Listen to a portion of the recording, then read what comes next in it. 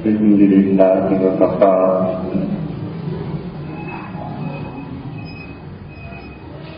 وسلام على عباده الذين اصطفى أما بعد. اللہ تعالیٰ کے متعدد نام ہیں جو اس کی متعدد صفات پر دلالت کرتے ہیں.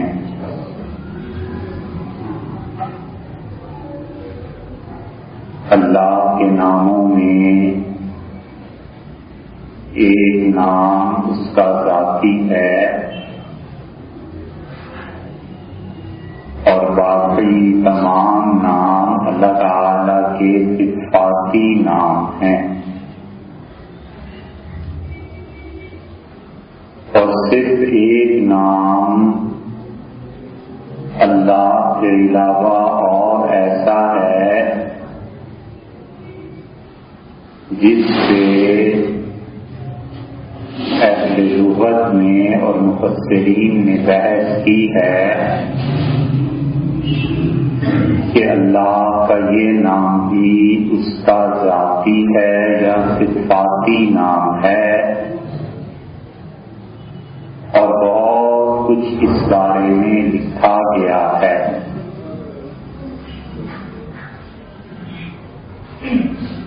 ذاتی اور صفاتی ناموں میں فرق کو آپ ایسے سمجھ لیجیے جیسے ایک بچہ ہے، اس کا نام کوئی بھی جو آپ رکھیں آپ نے رکھ دیا، مثلا اس کا نام کامران رکھ دیا. اب وہ بچہ کچھ بڑا ہوتا ہے اور پھر اس کو کہتے ہیں کہ حافظ ہو گیا تو یہ حافظ ہے.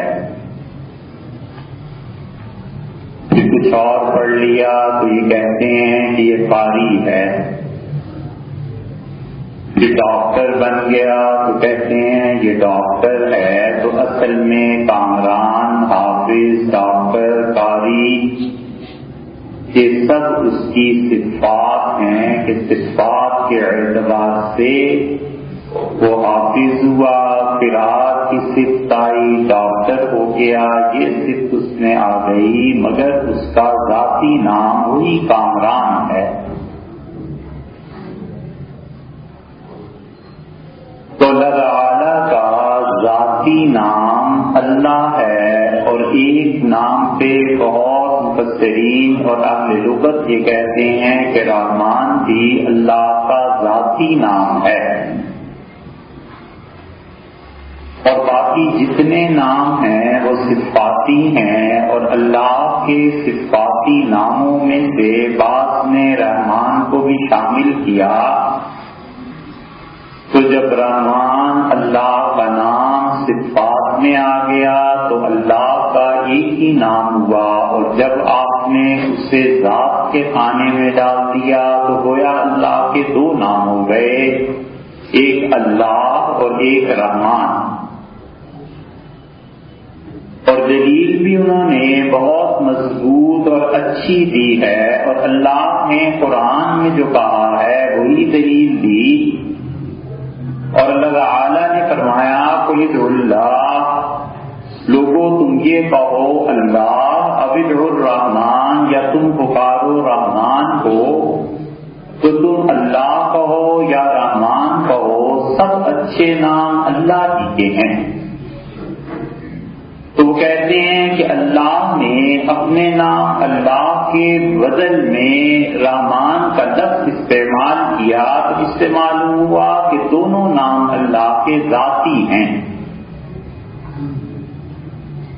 خیر یہ اہل لغت کی بحث، مفسرین کی بحث، اور آثار قدیمہ میں جو آثار ہزاروں سال پرانے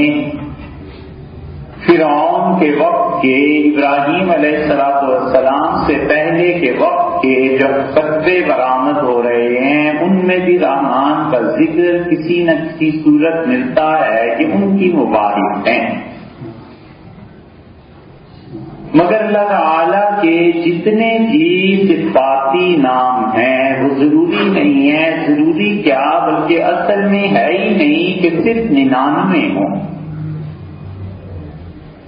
اللہ تعالی کے بے شمار نام ہیں، اتنے زیادہ ہیں کہ ہم لوگ انہیں نہیں جانتے۔ اور حضور اقدس صلی اللہ علیہ وسلم اپنی دعا میں یہ فرماتے تھے، عرض کرتے تھے اللہ کی بارگاہ میں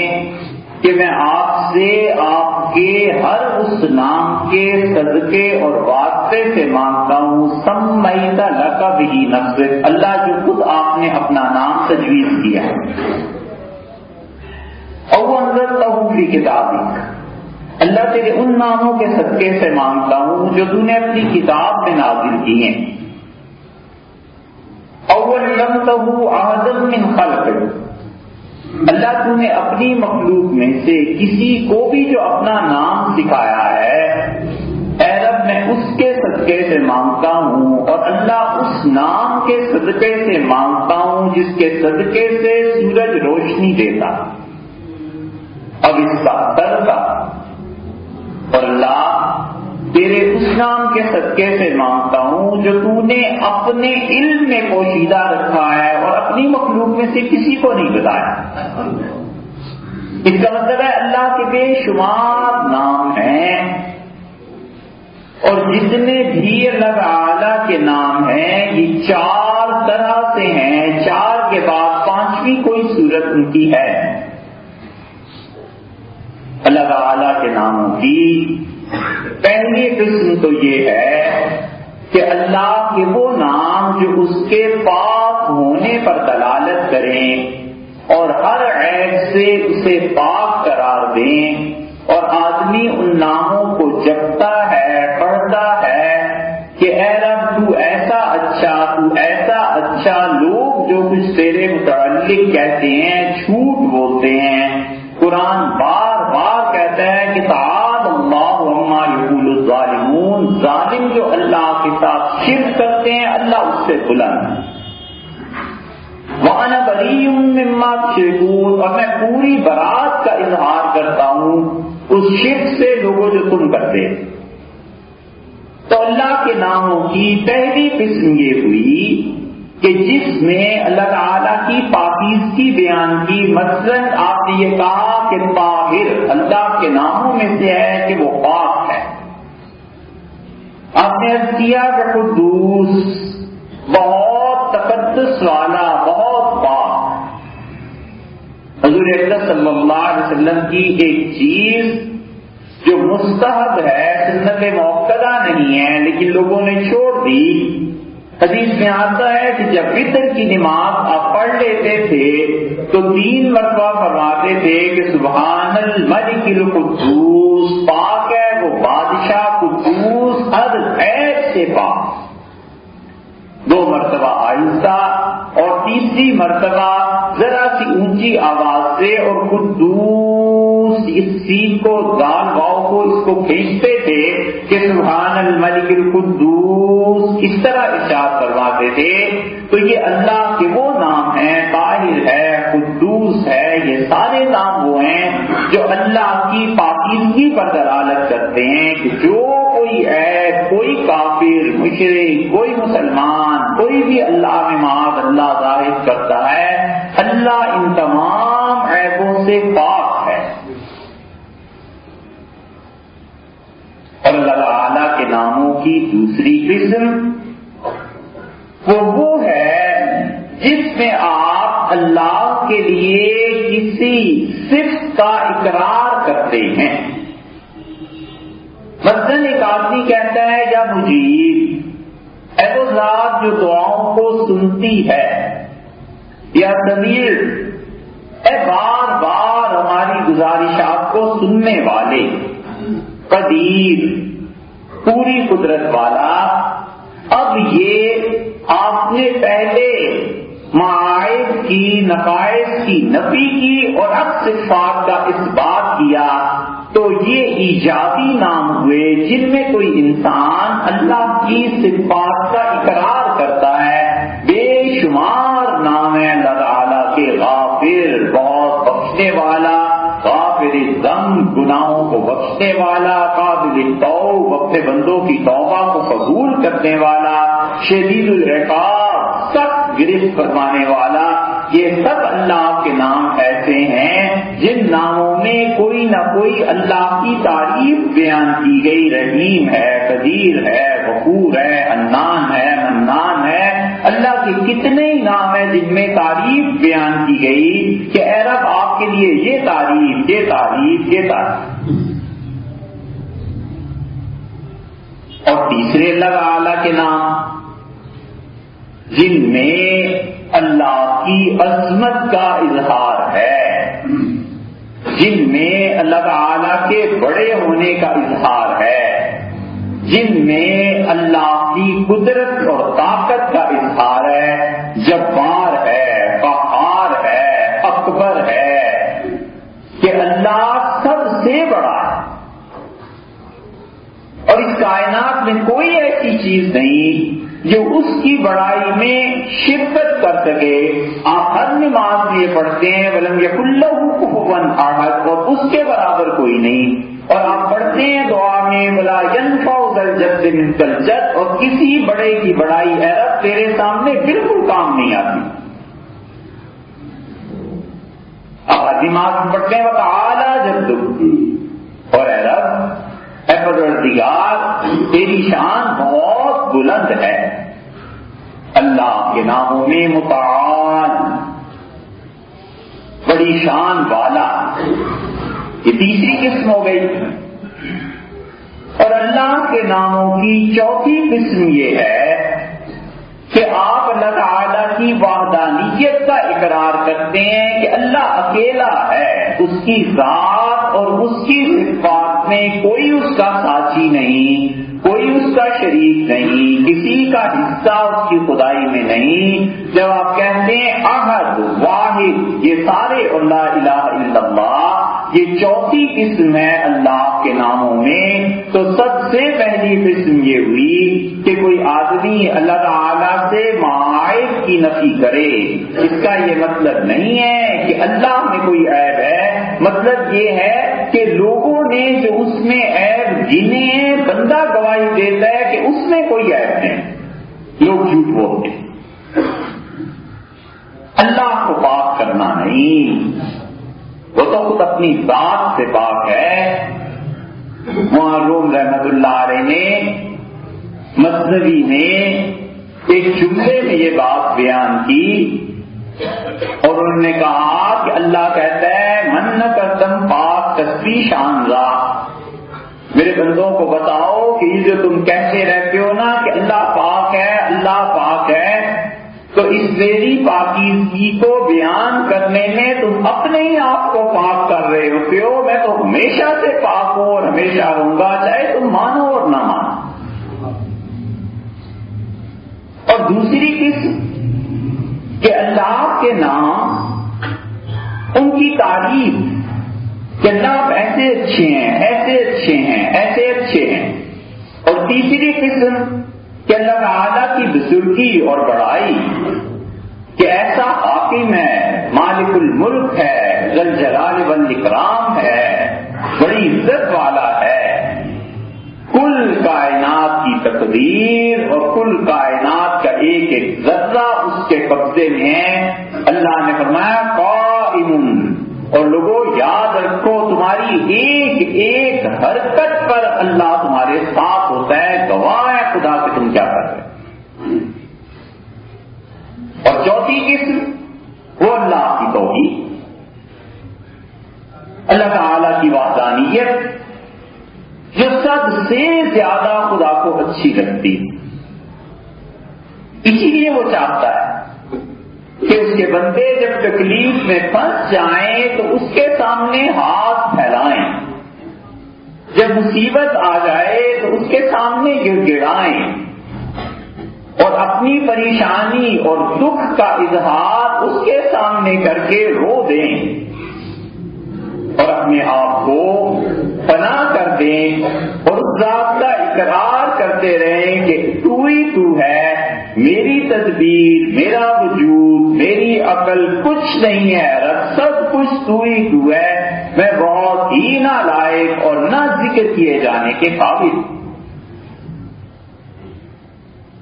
حضرت عبداللہ بن مسعود رضی اللہ عنہ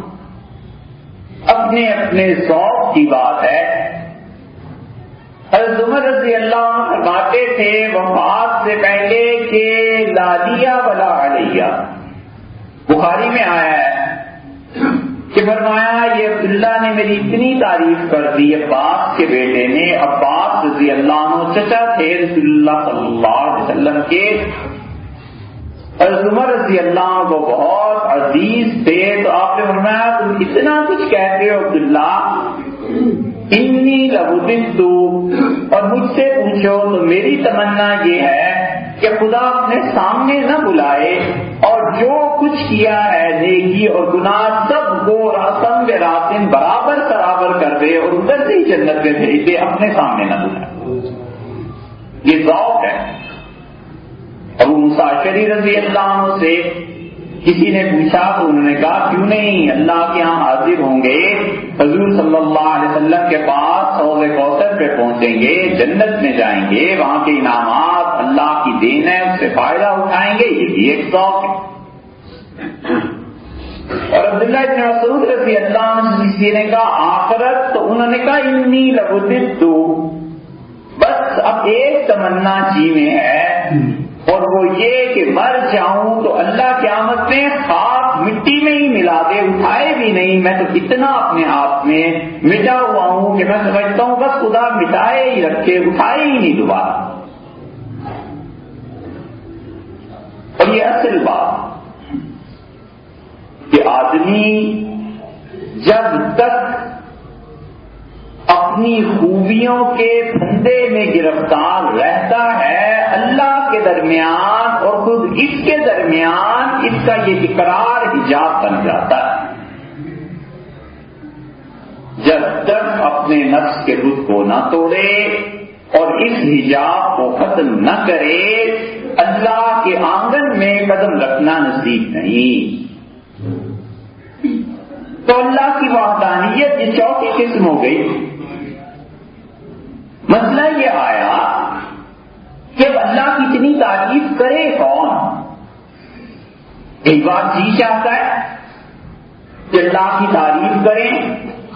خوشی کی خبر سنتا ہے اور کہتا ہے کہ اللہ کی تعریف ہونی چاہیے اور اللہ کا منکر ہے اور خدا کی ذات کو نہیں مانتا اور ساری زندگی اس میں گزر گئی، تو بھی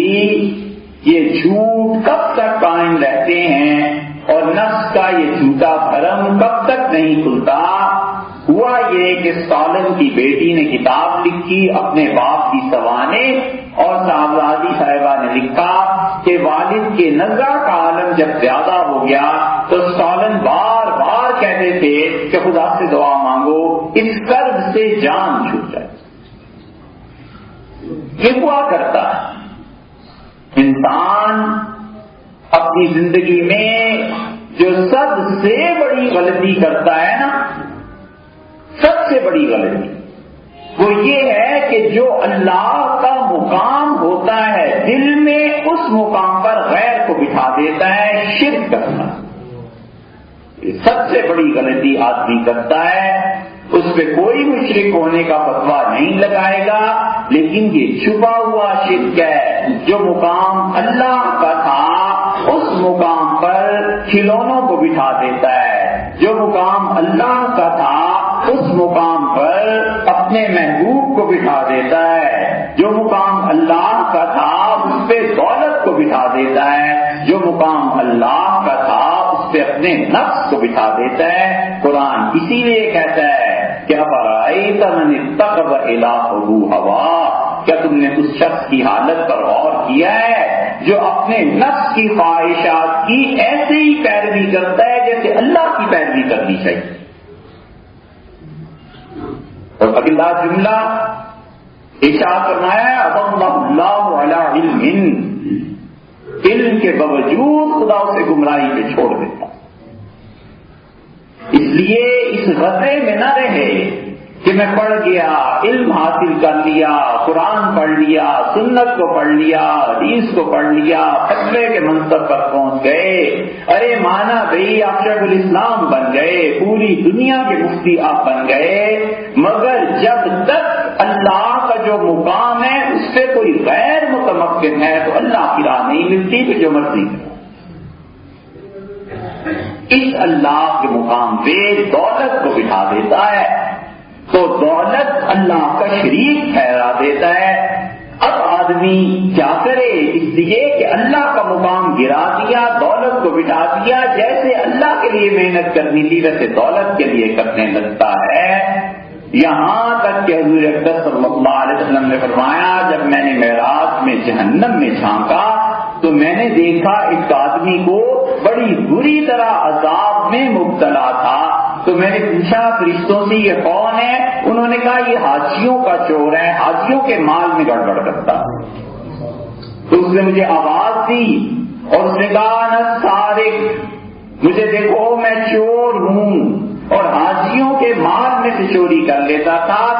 ایسا ٹرکی پرسن، دماغ ہے، بوڑھا ہو گیا اور لاٹھی کے نیچے ایک ہک لگوا لی، ٹیک ٹیک کے چلتا تھا لیکن ہک پر اتنا پریشر نہیں ڈالتا تھا کہ ٹوٹ جائے،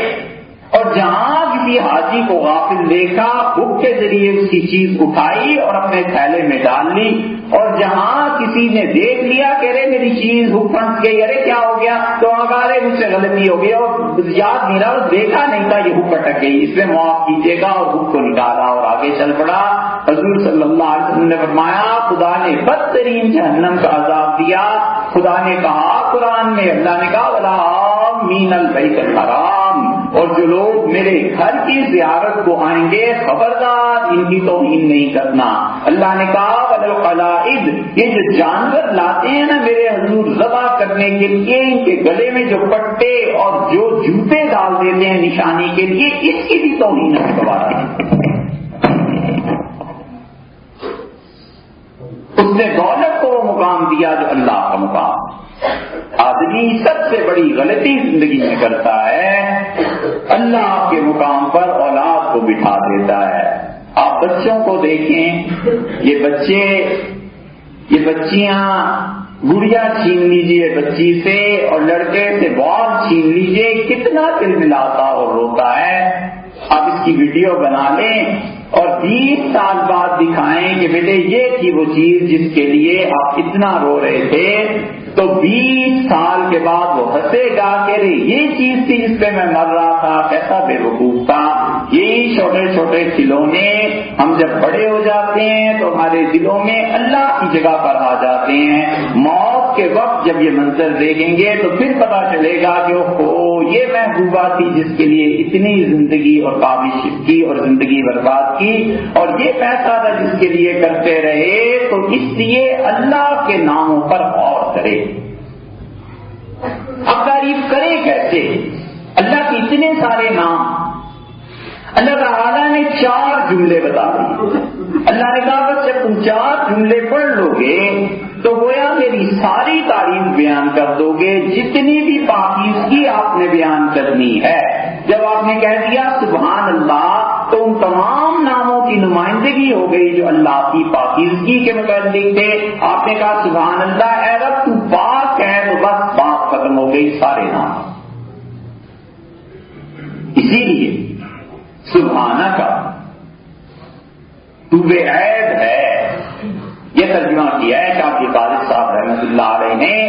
اور جب الحمدللہ کہا کہ اللہ ساری تعریفیں تیرے لیے ہیں، تو اللہ کے ان سارے ناموں کی نمائندگی ہو گئی جس میں اللہ کے لیے صفات۔ اور جب کہا اللہ اکبر تو اللہ کے سارے نام اس میں آ گئے جن میں اللہ کی بڑائی تھی، اور جب لا الہ الا اللہ کہہ دیا تو اللہ کے وہ سارے نام آ گئے جس میں اس کی توحید تھی۔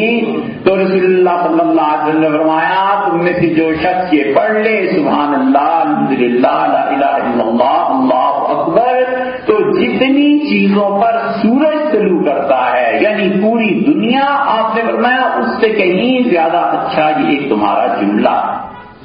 اسی لیے رسول اللہ صلی اللہ علیہ وسلم گزر رہے تھے اور خزاں کا موسم تھا تو آپ نے ایک درخت پہ چھڑی ماری، پتے گر پڑے، تو آپ نے کہا تم دیکھتے ہو یہ کیا ہوا ہے؟ انہوں نے کہا جی۔ تو آپ نے فرمایا جب تم میں سے کوئی شخص سبحان اللہ، الحمدللہ، اللہ اکبر، لا الہ الا اللہ یہ 4 جملے کہہ لیتا ہے تو اس کا پروردگار اس کے جسم سے بھی گناہوں کو ایسے ہی چھاڑ دیتا ہے جیسے یہ منظر تم نے دیکھا۔